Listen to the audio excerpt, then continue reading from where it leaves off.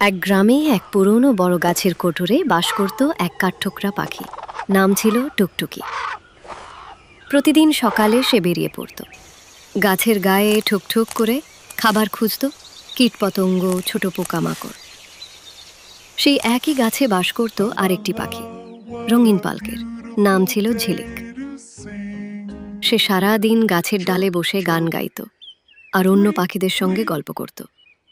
ঝিলিক মাঝে মাঝে হেসে বলতো, আরে টুকটুকি, সারাক্ষণ খালি গাছে ঠুকছো কেন? একটু আরাম করো না। কিন্তু টুকটুকি মৃদু হেসে বলতো, খাবার নিজে খুঁজে নিতে হয়, অলস থাকলে চলে না।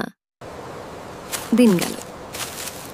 একদিন শীত এলো, চারদিকে ঠান্ডা হাওয়া বইছে, পোকামাকড় আর তেমন দেখা যায় না। ঝিলিক তখন কষ্টে পড়ল, তার খাবার মজুদ ছিল না। সারাদিন না খেয়ে বসে রইল ডালে। তখন টুকটুকি ডাকল, এই ঝিলিক, আমার বাসায় এসো, আমি কিছু খাবার জমিয়ে রেখেছি, একসাথে খাবো। ঝিলিক লজ্জা পেল, কিন্তু আনন্দও পেল। সে বুঝতে পারল যে পরিশ্রম করে সে ভবিষ্যতের জন্য নিরাপদ থাকে।